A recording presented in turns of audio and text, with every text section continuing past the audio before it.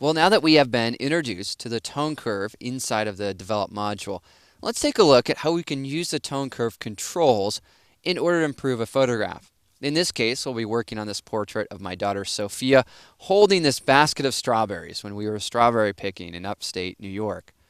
Well, what I want to do here is I want to increase the contrast, the color saturation, and also work out the overall color and tone. Well, one of the things that we might want to do is start targeting specific areas. For example, we could grab our target adjustment tool, and then here we could hover over the bright area in the background, and we could bring that down a little bit. Here you can see I'm just darkening up some of those highlights.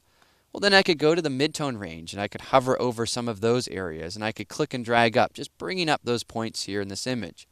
Well, then I want to go to my dark shadows down below and try to find a way to bring those shadows back down to have that nice contrast.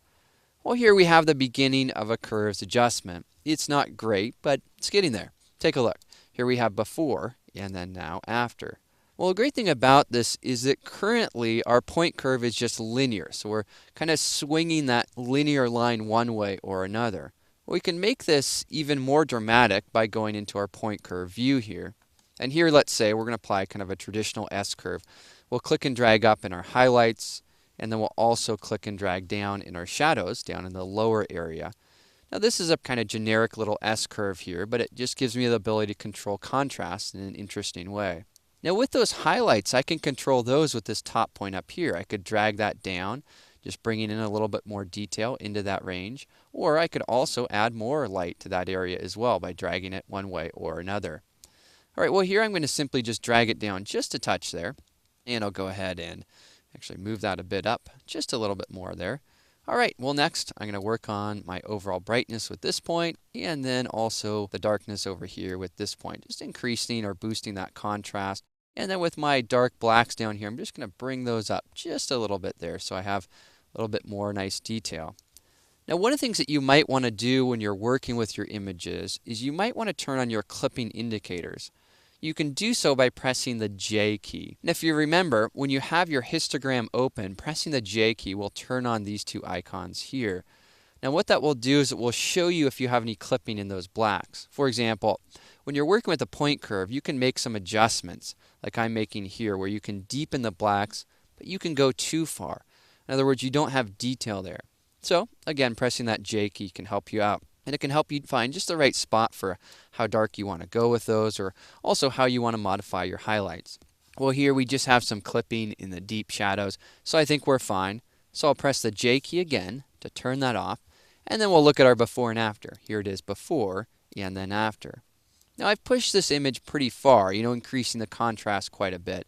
If ever that's too strong, we can either modify it by using these points here, or we can go back to the parametric tone curve. We can make changes here as well, just working on the overall contrast or color and tone as we're modifying those different sliders.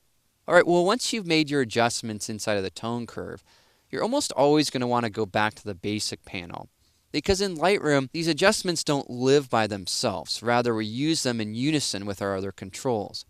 Now here with this photograph, one of the things that I want to do is increase the color temperature. I want to make this image a little bit more warm. So I'm just going to go ahead and increase that. I'm going to try to increase this in a subtle way, but I do want some nice golden color here. I'll reduce the highlights there by increasing the recovery slider, bring in a touch of fill light, and then also boost the contrast here as well. Now we want to be careful with this, so let's press the J key, make sure we don't have any clipping, and we don't. And the image is looking a lot better. Well, let's evaluate our overall before and after. We can do that by pressing the backslash key. Here it is. Here's the before, and then now the after. So again, we're just opening the image up a bit, adding more contrast and color saturation. Another nice way to see this is by pressing the Y key. That gives you this different view of our before and after. And we're able to accomplish this new look by taking advantage of the tone curve controls and also by combining what we did there with some adjustments inside of the basic panel.